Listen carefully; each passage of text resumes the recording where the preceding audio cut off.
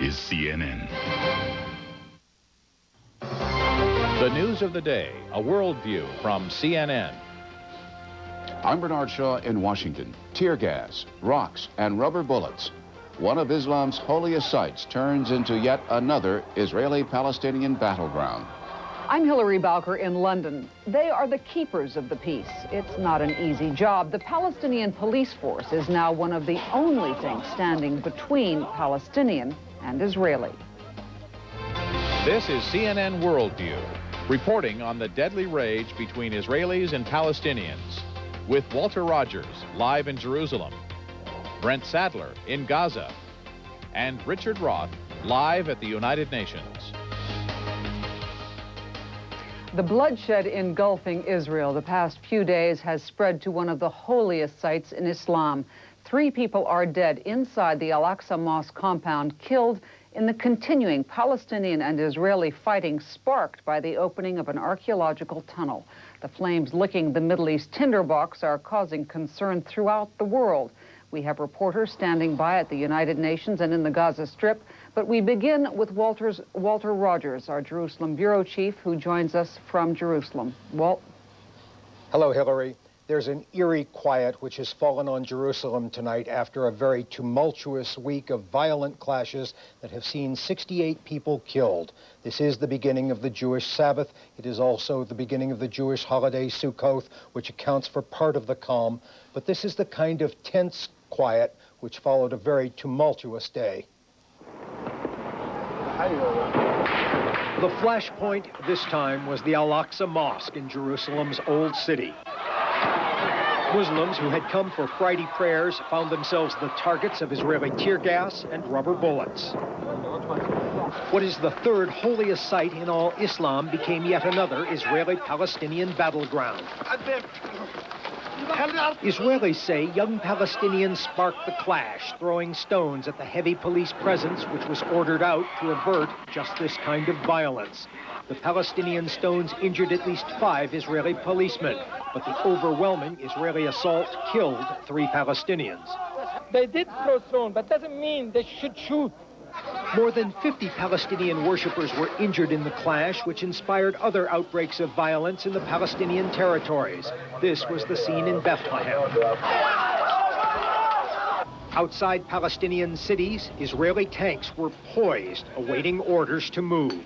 Israel's Prime Minister Benjamin Netanyahu met with his cabinet to deal with the crisis, and later at this news conference, Netanyahu's strategy was to blame the Palestinians, specifically Yasser Arafat. He has to start keeping order against terrorists and not firing weapons against Israeli soldiers. He must stop the incitement. He must personally intervene and stop the incitement. Over the past week, the sight of Palestinian police firing at Israeli soldiers with guns supplied by Israel incensed the Prime Minister and others here. But Netanyahu said he is ready to resume negotiations once the Palestinians stop fighting. If we can advance peace, we'll meet and we'll negotiate. The important thing is there a willingness on the other side to genuinely negotiate peace? Is there a willingness to abandon this insane idea that peace can be negotiated through the tactics of war? Still, there is more stick than carrot in the Israeli approach. Netanyahu knows Israel enjoys a massive military advantage, and Israel's chief of staff signaled it will be used. We promise everyone who shoots at us, we will shoot back and we will injure them. There are tanks and armed personnel carriers positioned in the locations where they are necessary. We are prepared to use them. Superior Israeli firepower has taken a terrible toll. Palestinian hospitals are filled. The gunshot wounds left little doubt this is war. Beds were so filled with wounded, the dead were laid out anywhere there was space. Israelis began burying their dead too, as funerals were held all over the country for young soldiers felled in the past week's fighting. Palestinian funerals boiled over with rage as well as grief, neither side willing to acknowledge the other's tragedy. Yasser Arafat attended Friday prayers and afterwards called on Israel to resume the peace process and stop the bloodshed.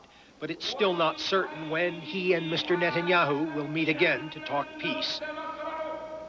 You had to look hard to find any hopeful signs, yet there were a few. Palestinian police threw up these barricades and hustled away young men threatening to attack Rachel's tomb, a Jewish shrine. And this, a Palestinian security officer and Israelis talking to each other again instead of shooting. Still, no one has been brave enough or foolish enough to predict that an end to the bloodshed is in sight. There is certainly no peace between Palestinians and Israelis now, and very little security. Indeed, there are fears that this latest outbreak of violence could lead to a new round of terrorism. Hillary? Walt, I'm very curious now. You mentioned, we heard Mr. Netanyahu saying that it is now up to Yasser Arafat to stop the violence. Yet yesterday, the Israelis were saying that Yasser Arafat did not seem able to control the violence. What is it they really want him to do, and can he control the violence? Well, let me take your second question first. Mr. Arafat does have a considerable degree of influence, and we can see that beginning today with the Palestinian police, again, forming ranks again, trying to keep Palestinians away from Israeli checkpoints. We see Palestinian police beginning to behave like police again instead of shooting at Israeli soldiers. What the Israelis would like Mr. Arafat to do, of course, is to keep his people off the streets. Now, that's not something Mr. Arafat can totally accomplish by himself.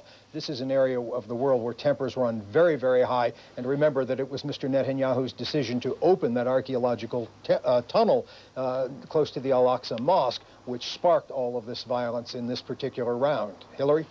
All right, thanks very much, Walter. CNN's Jerusalem Bureau Chief Walter Rogers is joining us there from Jerusalem. Bernie? Diplomatic sources say United States Secretary of State Warren Christopher asked the Israeli leader to close that tunnel entrance. Benjamin Netanyahu reportedly said that would reward Palestinian violence and be politically impossible. Often, the United States has tried brokering peace in the Middle East, but in public, the U.S. is taking a very low-key approach to this latest crisis, urging calm on all parties. There is obviously still in the air, in Jerusalem and throughout the West Bank and Gaza, a great sense of tension and of crisis.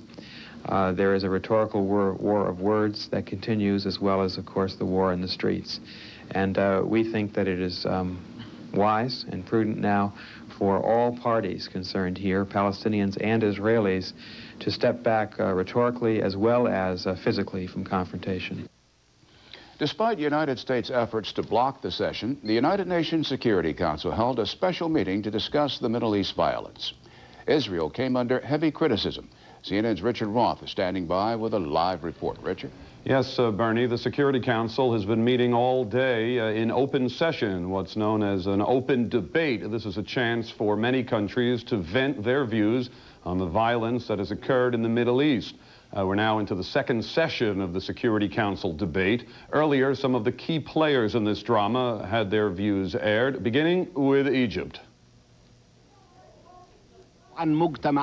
We are talking about two distinct, separate societies, two neighboring entities. We are not working to establish an entity that would dominate another. This is not an Arab-Israeli peace. It's an Israeli peace. The tragic events which are currently underway in Palestinian territories are the most serious which we have seen for many years now. This brings us back to a time which we thought was past. The situation is a challenge to the international community. It is a major risk for the peace process. We subscribe to those notions that peace cannot be attained unless the Palestinian people realizes its right to self-determination and to build its national state, an independent state. But if the Israeli measures continue, then the peace process is in mortal peril. On the other side of the coin, we had Israel. Israel's Foreign Minister David Levy walked into this debate. He came here to the General Assembly session, the special debate to open the 51st General Assembly, and he walked into this diplomatic dilemma for Israel. Israel getting some support for the United States. Here are the views from Jerusalem and Washington. Israel will not allow itself to be placed on trial. Over the last months, we have cautioned more than once that words of violence can turn into action, and that threats of violence are carried out in the end. To our great regret, our fears have now been realized. Let us turn our attention not towards condemnation, but toward encouraging the parties to restore the peace process and return to efforts to achieve concrete progress. There's a resolution that has been introduced by non-aligned members of the UN, especially the Arab group, that would criticize Israel and demand the closure of that controversial tunnel. So far, no formal action is expected in the Council. A lot of speeches are going to continue into the evening. Bernie? Richard, back channel among the delegates, any analysis from anyone you've heard about what position this puts President Clinton and his administration in, given that there are only 6 more weeks left in the U.S. presidential campaign, and given Washington's relationship with Israel especially? Well, for the UN and the position there, Washington is going to let the countries get their views forth. Hope this stays contained here in the debating chamber, the Security Council. The U.S. would, of course, like to, for President Clinton, does not want to see it spill into the political race there, would like to get the parties together on the ground, perhaps with a personal visit from Secretary Christopher. The UN is a debating chamber. If it gets anywhere further, including that non-aligned resolution, the U.S. is going to just step in and veto it. There is a Russian presidential statement that, of course, would require unanimous views of the 15-member Security Council. Perhaps a compromise could be reached on that. There could be weekend debating or further discussions on Monday. Impact yet in the U.S. presidential race? A little too early to say. Thank you. Our man at the United Nations, Richard Roth. Hillary? Thanks, Bernie. The health of Russian President Boris Yeltsin continues to be the subject of great speculation. We'll speak with Russian Foreign Minister Yevgeny Primakov about that and other issues when WorldView returns. And U.S. astronaut Shannon Lucid gets a presidential welcome home on her first full day back on Earth. Men, is gray hair sneaking up on you, right under your nose? It is sneaking up on me. Here, too. You need Just for Men gel. Brush in, and in 5 minutes, rinse. It's the sure thing for a natural look. Just for Men gel.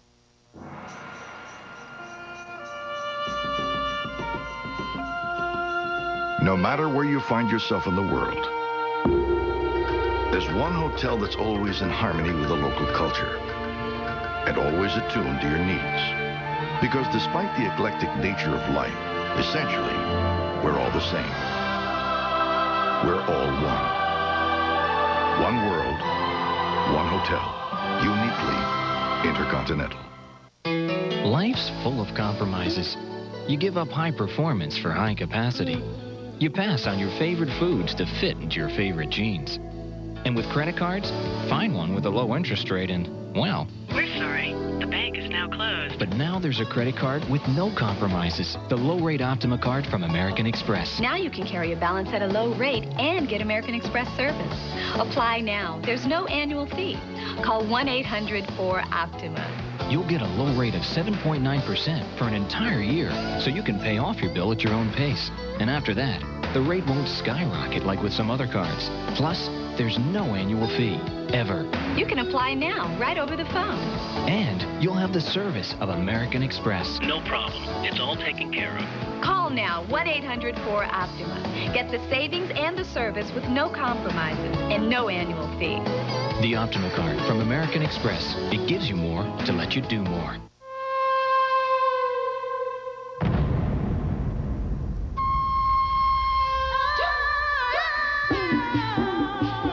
It is time to go far from the lights of the blazing electric metropolis and look up.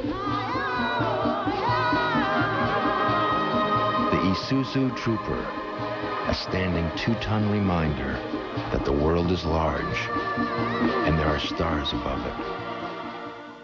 That was great. Tell me about it. It was different. It was so dark. You found that exciting? Incredible. They finally did it. In the dark. Milky Way dark. It's pure pleasure in the dark. Saturday on CNN's Evans and Novak. From Damascus, Roland Evans brings you an exclusive, rare one-on-one conversation with Syrian President Hafez Assad. See this timely interview Saturday, 5:30 Eastern, only on CNN.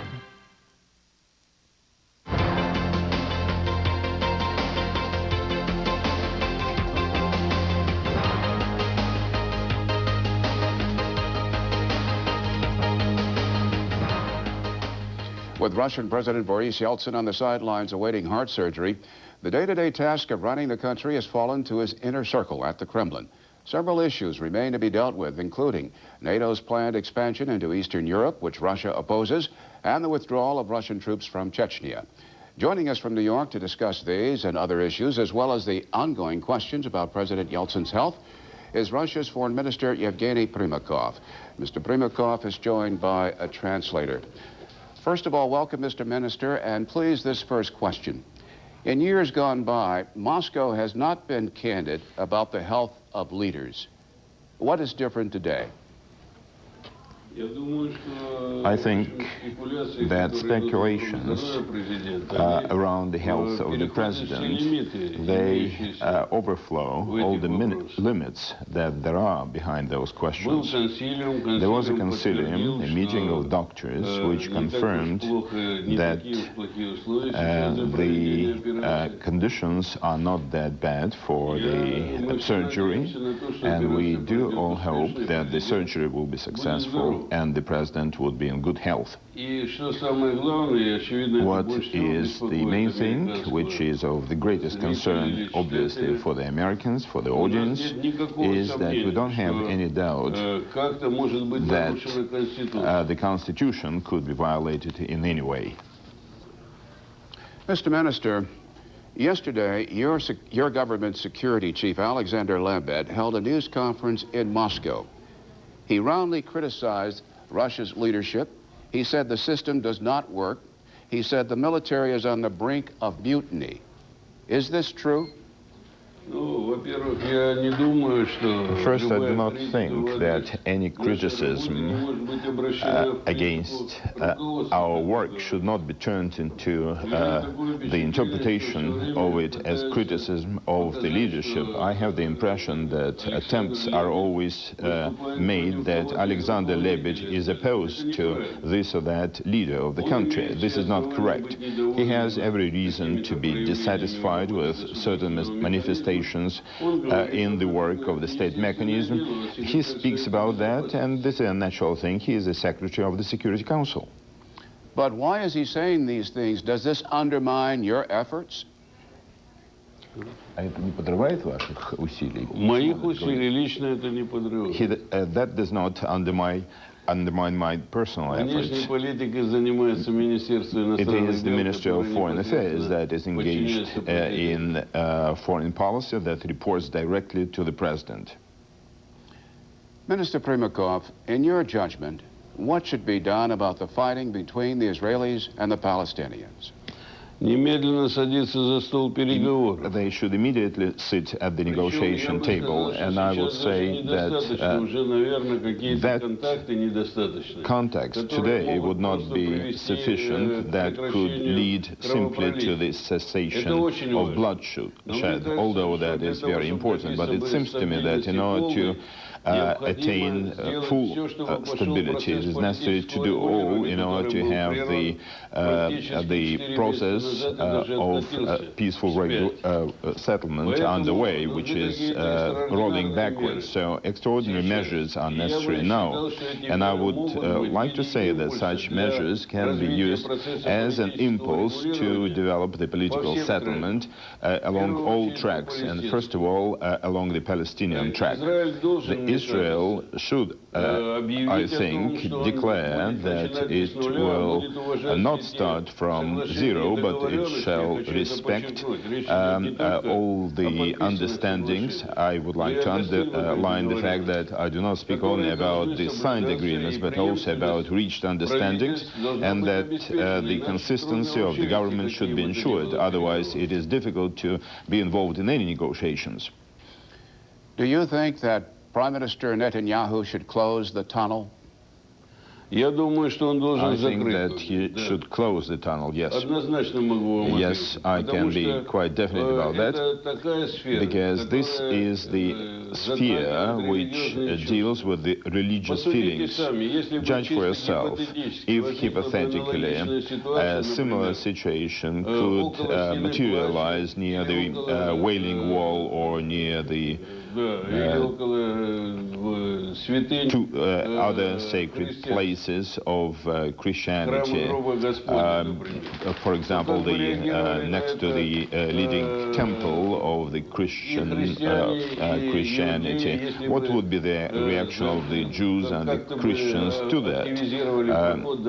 If, for example, the people of other religions would be having certain passages under them. Mr. Minister, changing the subject now. Is your government satisfied with President Clinton's handling of international affairs? Of course, President Clinton, to my mind, pursues the foreign policy in the interest of the United States, but these interests, in quite a number of cases, coincide with the interests of other states, and when they coincide, we do support that policy. What will you do if Bob Dole is elected president? We would congratulate him. Moving to NATO. As long as NATO exists, Minister Primakov, will you always be suspicious of the West? I think that we shall be suspicious with regard to the West if the NATO will be expanded and will be moving its military infrastructure towards our territory. In that case, of course, we shall be indeed suspicious. Judge for yourself. Now the United States speaks about the fact that the main achievement is that our missiles are not aimed at the United States. Yes, indeed, that is so. That is our mutual gain, a great gain. How would, for example, Americans react if we would be expanding now the arsenals of such missiles, although not aimed at the United States? I do not think that the United States would applaud such activities. So why should we applaud the deployment of even non-aimed missiles or infrastructures to our territory? Why should we applaud that? Minister Primakov, this is my final question. I return to the original subject, the health of your president, Boris Yeltsin.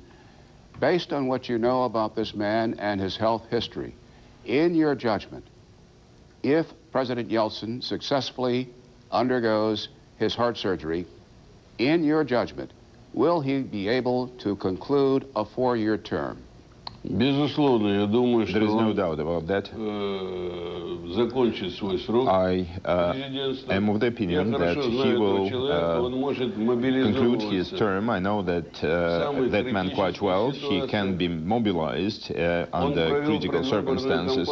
He was involved in the election campaign with unseen efficiency, and he visited in several days some 30 places, and that actually negatively influenced his health. But he can pull up and he can get mobilized at the critical moments, and he has enough strength to overcome anything related to the medical condition now. We do expect that after the surgery he would be in good health and he will continue carrying into effect his duties. Minister Primakov, for your time and your thoughts and views, we thank you for joining us on WorldView. Thank you very much. Thank you. You're welcome, sir. Now to Hillary in London. Thanks, Bernie. Japanese Prime Minister Ryutaro Hashimoto Friday dissolved the country's parliament and called for elections to be held next month. The elections will be the first for Japan's lower house in 3 years, but a major political shift is not expected. With the improving economy, analysts say Mr. Hashimoto and his Liberal Democratic Party are likely to retain power. In the United States presidential race, Bill Clinton is trying to do what no Democrat has done in 20 years, when, in the state of Texas, Mr. Clinton made several stops in the traditional Republican stronghold Friday, including a visit with astronaut Shannon Lucid. He praised her record-setting stay aboard the space station Mir as a monument to the human spirit. There is some encouraging news for his Republican opponent, Bob Dole. The latest CNN USA Today Gallup tracking poll shows Clinton's lead over Dole has narrowed to 10 points. Mr. Dole is basking in the Florida sunshine and preparing for next month's presidential debates. An aide says Bob Dole may look like he's sitting in the sun, boiling like a lobster, when he's really thinking like a fox. Ross Perot is shortening his message and embarking on a new advertising strategy. Mr. Perot has purchased more than 300 campaign ads, 30 seconds in length, to appear on CNN and other cable networks. Perot says he is having a hard time buying time on the 4 major broadcast networks for his 30-minute infomercials. Afghanistan has a new government in place. One of its first acts, killing a former president. The story next on WorldView.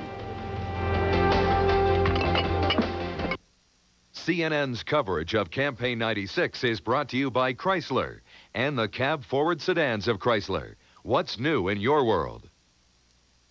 I heard someone say, what will they think of next? And I thought, how wonderful it is to imagine that someone is out there thinking of things. And that's their job, to think of something that no one has ever thought of. And all we have to do is wait and wonder, what will they think of next? The Chrysler Cirrus, Concorde, and LHS, bringing what's next from the cab-forward engineering of Chrysler. What's new in your world? We deliver great quality, time after time. Same with Super 8. Every room is comfortable. And roomy. Super 8. Super 8. Life's great at Super 8. Nobody does it like you, the way that you do. Because spills seem to follow kids around, you need the new Hoover Steam Vac Junior to follow them around. It's easy to fill. It shampoos and extracts at the same time and helps get spots and spills before they become stains. And it's easy to empty.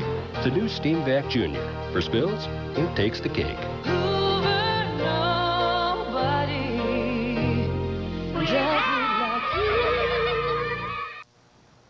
Most people know oldie discount stockbrokers for their efficient, low-cost stock trades. Others see oldie as a full-service broker with its own research and timely stock recommendations. Still others see oldie as a reliable place to save with highly competitive money market funds, not to mention no annual fee IRAs. There's only one broker that offers you the best of all worlds. Oldie, America's full-service discount broker. Wouldn't it be nice to get a taste of paradise at a price this low? Get up and go and get a little Long John's right now. Crunch into one piece of golden batter-dipped fish, juicy all-white chicken, 4 tender shrimp and fries. It's the Paradise Value Meal, and it's an incredible $2.99. Gotta get a little Long John's fun in the sun. John's a taste of paradise for everyone. John's gotta get a little Long John's, get a little Long John's right now. That was great. Tell me about it. It was different. It was so dark. You found that exciting? Incredible. They finally did it in the dark. Milky Way dark. It's pure pleasure in the dark. Boy, you got it all wrong. I don't give jobs, I hire men. Feel the pride of a great American with 4 nights of the Duke's best movies. Continuing tonight on TNT. Yeah.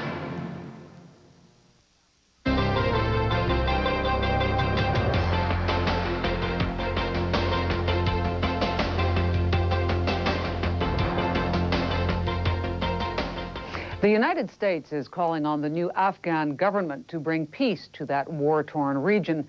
The Islamic Taliban militia took the capital of Kabul early Friday and now is in control of much of the country. Officials from Kabul's old government fled the city as the rebels arrived, but say they plan to mount a counter-offensive. From its headquarters in Jalalabad, the Taliban says it has taken key military bases. It says it is imposing strict Muslim law over all the territory it controls. Reports out of Kabul say it is quiet in the city now. One of the Taliban's first acts was to execute the former Afghan president Najibullah. He ruled Afghanistan from 1986 until 1992 with backing from Moscow. The Taliban called Najibullah a murderer of Afghan people. Coming up on our Worldview, a closer look at the violence in the Middle East. We'll have a live report from CNN's Brent Sadler in the Gaza Strip on the role Palestinian security forces are playing. We made a name for ourselves by inventing a wonder drug. And now, we're improving the diagnosis and treatment of major diseases. Our energy-absorbing foams make cars safer than ever. And our crop protectants help farmers produce a more abundant food supply. So much good we can do for each other. Oh, what a world it can be. Bayer. In healthcare, chemicals, and imaging technologies, we cure more headaches than you think. Tonight, Mideast finger-pointing in the crossfire. Did Israelis or Palestinians cause this violence? Join Sununu and Ferraro, 7:30 Eastern on CNN. What if there were a basketball game and nobody came? What if there were a baseball game and nobody came? What if there were an election and nobody voted? Well, the truth is almost half of us don't even bother to vote. That's why there's Kids Voting USA. It's a program that invites kids into real polling places with a grown-up to cast their own ballots. So support Kids Voting USA. It's teamwork in action. Step out of the classroom and take on the world. Combine American history, political science, economics, and social studies with a way of learning that will make your students part of the show. JD, you're talking to the president of Costa Rica. Go ahead. Our next live and interactive field trip will take your classroom behind the scenes of Election 96 on October 15th and 16th. For free tune-in information, call 1-800-639-7797. Turner Adventure Learning. Capital Gang, Saturday, 7 Eastern on CNN.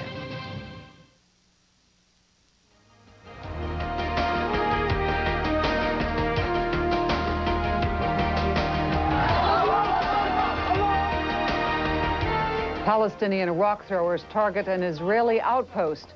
The stage is set for a dangerous escalation, but this time there is a different ending. And Warren Christopher works behind the scenes as the Clinton administration works to rescue the Middle East peace process. There is more killing in the Holy Land. 3 Palestinians died in the Al-Aqsa Mosque compound, one of the holiest sites in Islam.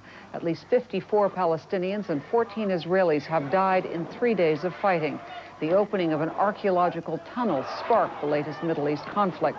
The tunnel stretches from the Western Wall, one of the holiest sites of Judaism, alongside the Dome of the Rock, the 3rd holiest site of Islam, and by the Villa Dolorosa, holy to Christians.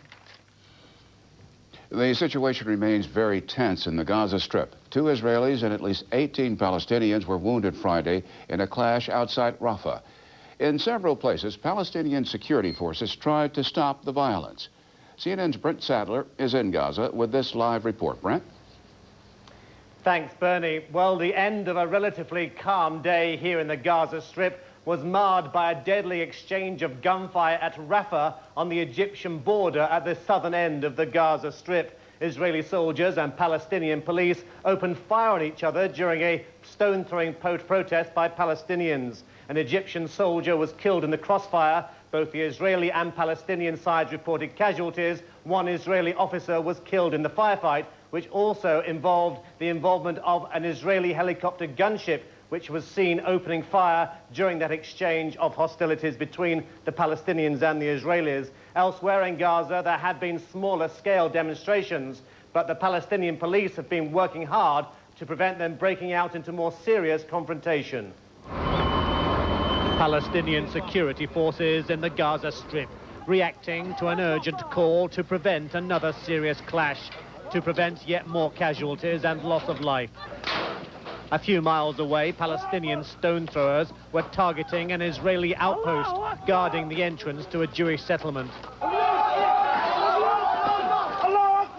Israeli troops kept their heads down as volleys of stones were aimed towards them.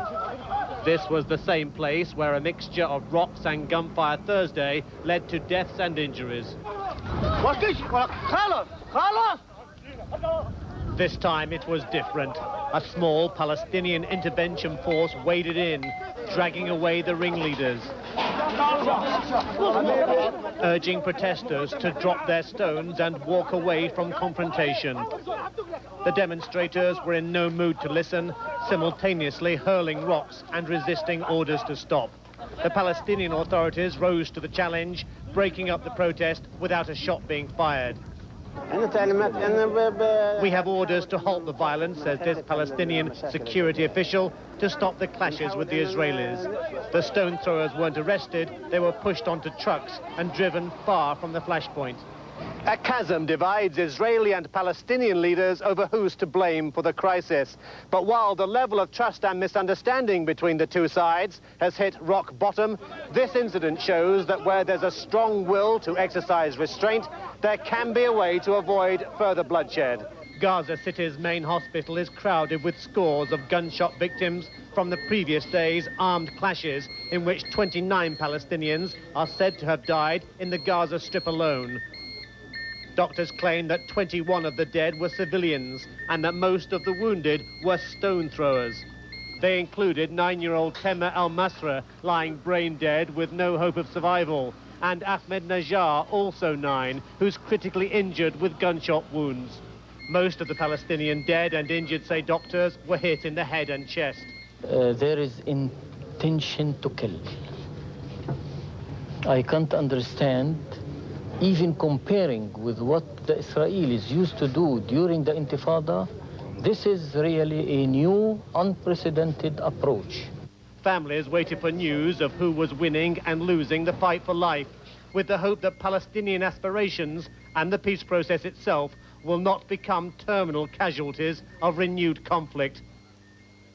Well, sources close to President Yasser Arafat say they are not optimistic about the likelihood of either the Palestinian or Israeli side agreeing to participate in crisis talks under the umbrella of an Egyptian summit. Indeed, Palestinian sources here in Gaza are telling CNN that there has been no contact, at least at the telephone level, between Mr. Netanyahu and Mr. Arafat for almost 24 hours now. We are told, however, that Mr. Arafat has received calls from President Mubarak of Egypt and King Hussein of Jordan.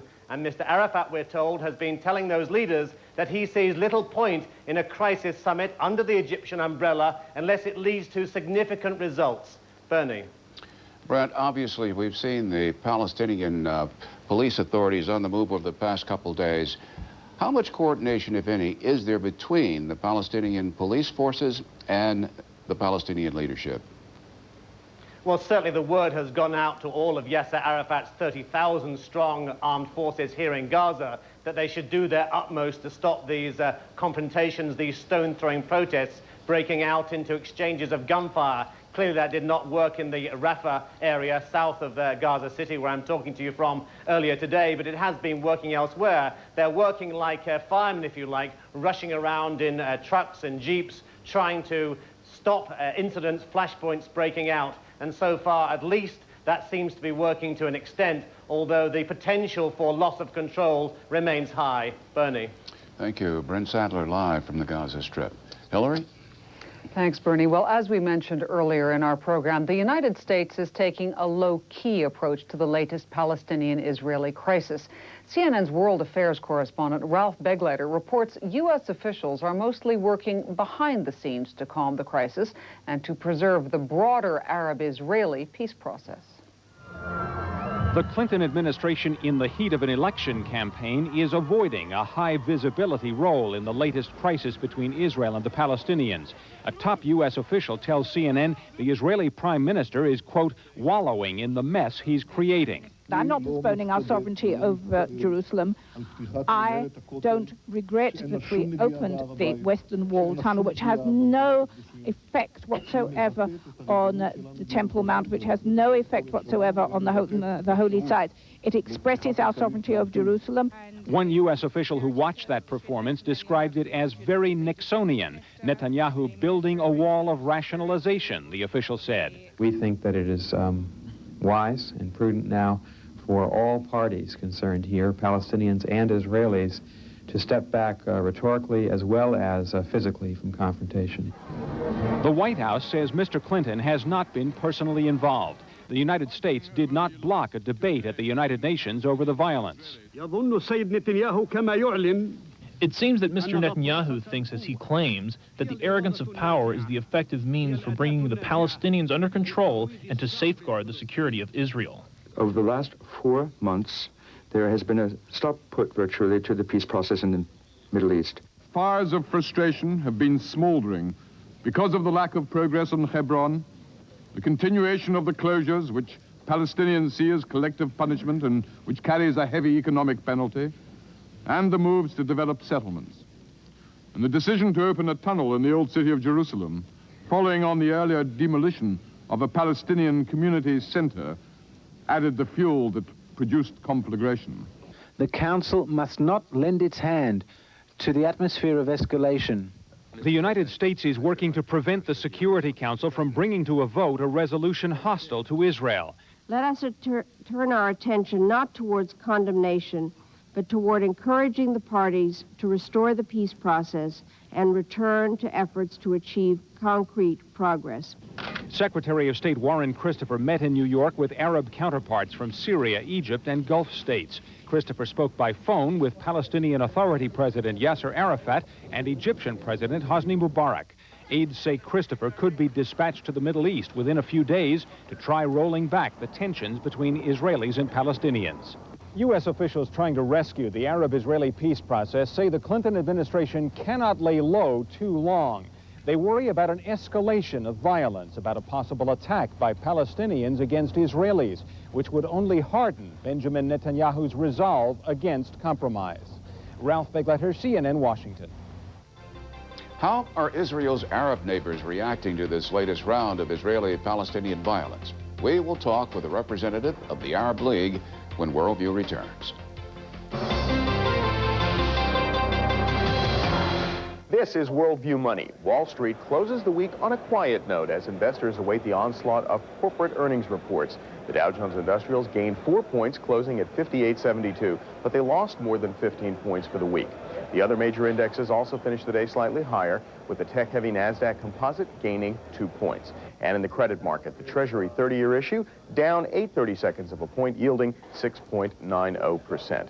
Following the lead of smokers in the United States, 40 cancer patients in Britain plan to sue 2 major tobacco companies there, Imperial Tobacco and Gallagher's. The cancer patients claim the companies failed to reduce the levels of tar in their cigarettes after doctors in the late 1950s said tar could lead to cancer. The news comes just days before Imperial goes public on New York and London stock markets. The top boss at Ben & Jerry's is handing in his ice cream scoop. Less than 2 years after joining the company, Robert Holland will resign as president and CEO as of October 31st. The reason may be a clash of styles. Holland reportedly argued for an aggressive expansion, while the founders favored slower growth. Holland was hired after the company launched an unorthodox executive search campaign through newspaper ads, though he reportedly was found through an executive search firm. For a full market wrap, tune into Moneyline with Lou Dobbs at 7 and 11:30 p.m. Eastern Time for our domestic viewers. Tonight's guest, Wall Street heavy hitter Vince Farrell. I'm Jody Davis with WorldView Money. Sunday, CNN explores the issues facing America. One nation, indivisible. Is it a long-lost ideal? The disturbing reality of issues dividing us and them. The Next Democracy in America, Sunday, 9 Eastern on CNN.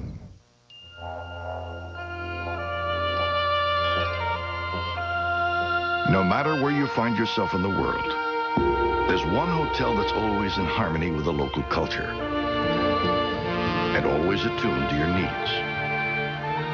Because despite the eclectic nature of life, essentially, we're all the same. We're all one. One world, one hotel, uniquely intercontinental. In this hospital, patients die. This guy had a metabolic meltdown. Bodies vanish. Your hospital's known for losing patients. And the most elusive casualty of all. They're taking people and using them for some kind of research. Is the truth. I needed human subjects. You're killing people. Hugh Grant, Gene Hackman, Sarah Jessica Parker. You can cure cancer by killing one person. Wouldn't you have to do that? Extreme Measures, rated R. At theaters now.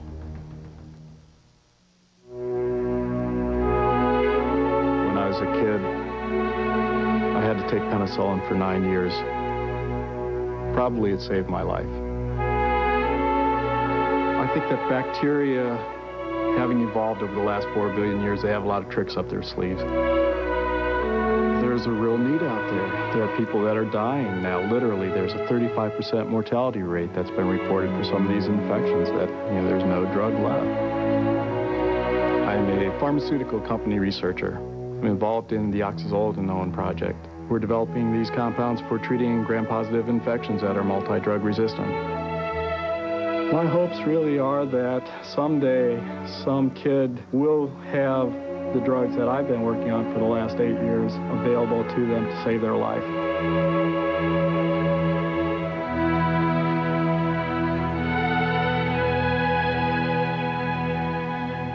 The job needs 4 guys now, and the guys need all their equipment.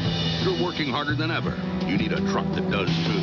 Meet the all-new 1997 Ford F-150, the only full-size pickup with a standard super cab third door, 60/40 split rear bench, and standard dual airbags, plus a taller cab for more hat and boot room than ever. After all, the guys aren't getting any smaller. The new Ford F-150. Strength after strength after strength.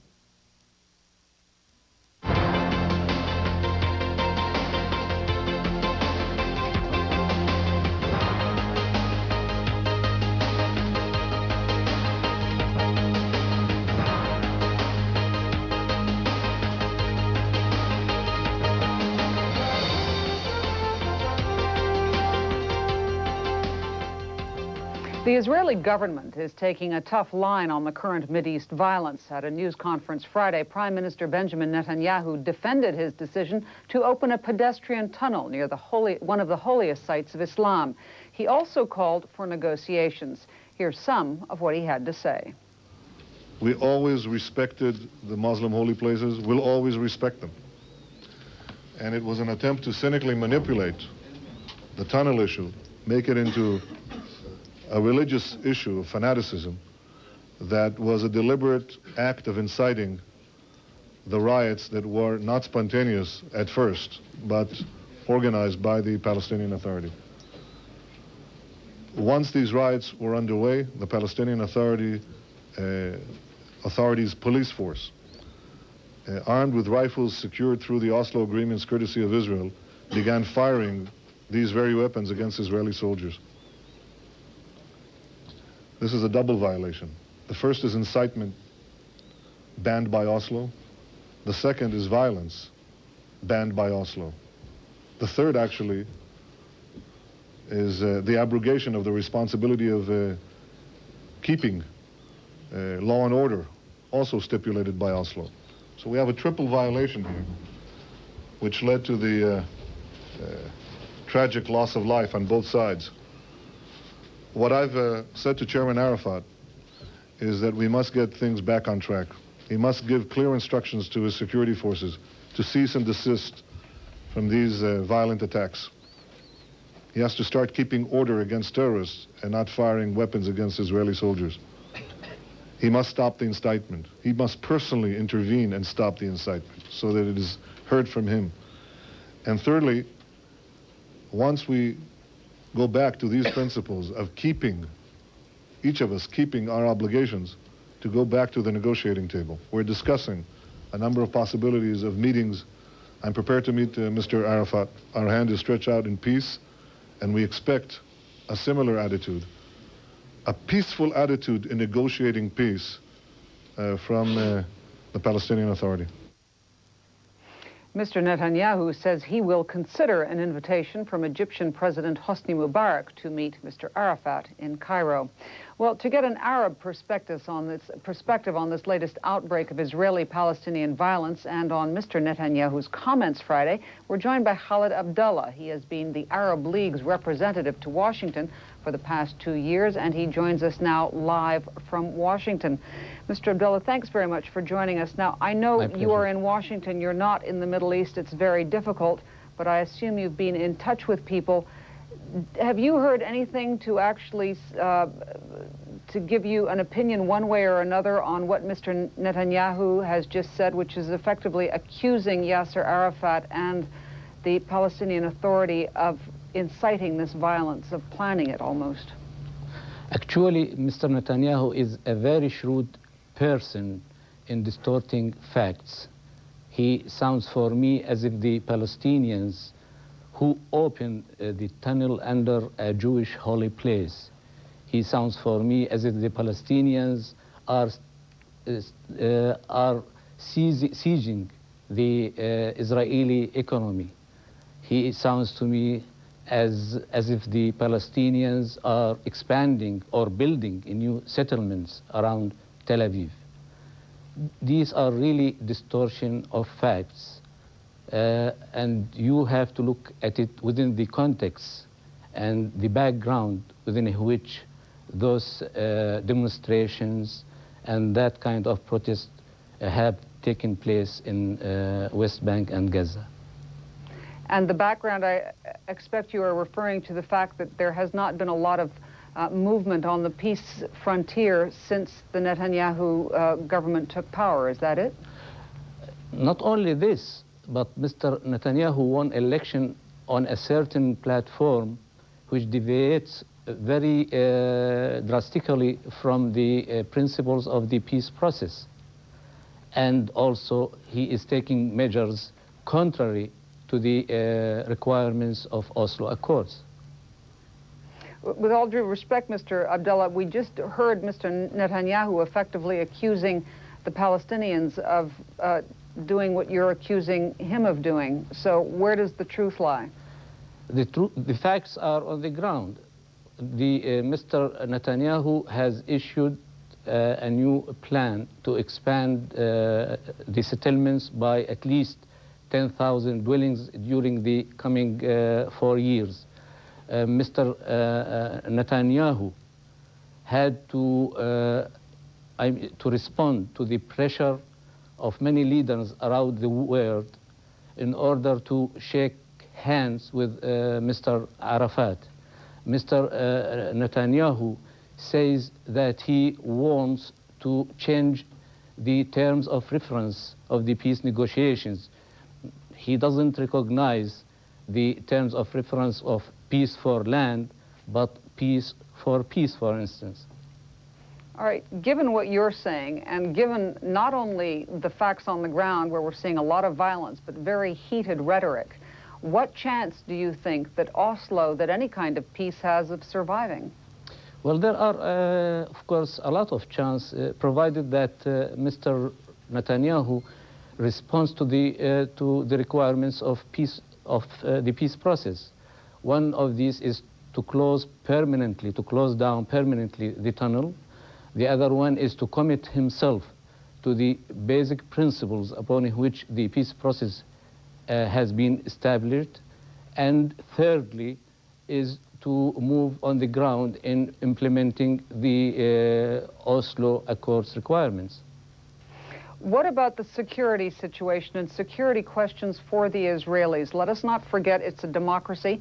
Mr. Netanyahu has to worry not only about the Palestinians, but about the people who voted for him, who want some sort of security in Israel and in the territories. Is he not in danger of angering his own constituency at this stage? Actually, he brought upon himself this situation because he invited trouble by his own actions. So if he refrains from such measures, if he respects Oslo Accords, if he goes forward in implementing the requirements of Oslo Accords, then I suppose security will be much better than it is now. Very briefly, Mr. Abdullah, how about Yasser Arafat? At this stage, if he indeed does go back to the negotiating table without anything to show that he has gained, what is that going to do to his standing among Palestinians? I really cannot predict about that, but from the news which I have already heard, Mr. Arafat knows that he should go ahead with the peace process, provided that the peace process will lead him to achieve the goals the Palestinian people are aspiring to. All right, thank you very much for joining us.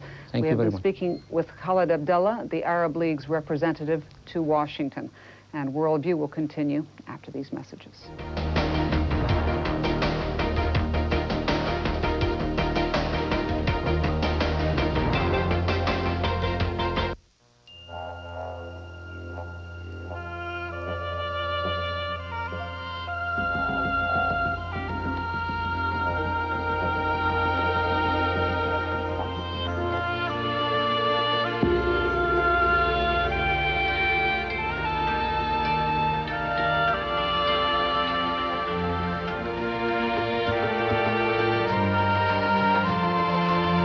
No matter where you find yourself in the world, there's one hotel that's always in harmony with the local culture and always attuned to your needs.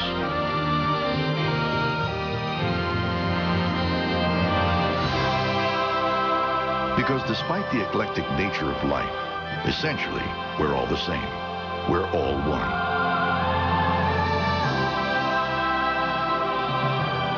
One world, one hotel. Uniquely intercontinental. Tell me, first of all, what is your name? Takamatsu Shin desu.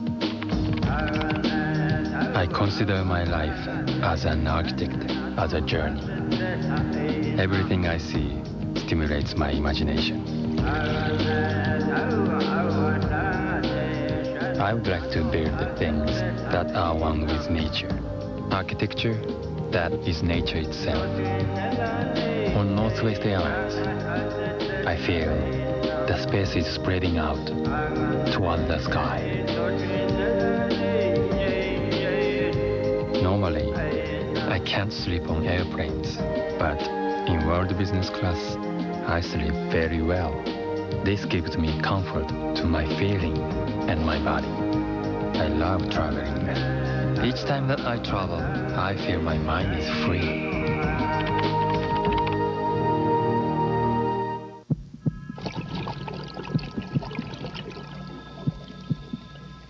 Just how important is it that welders use the right combination of welding and cutting equipment and filler metals?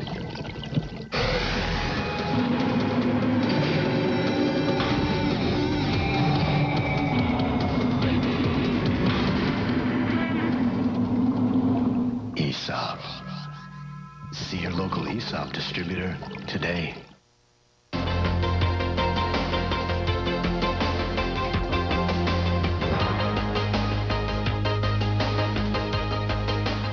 Our time has run out for Worldview. I'm Bernard Shaw in Washington. Good night, Hillary.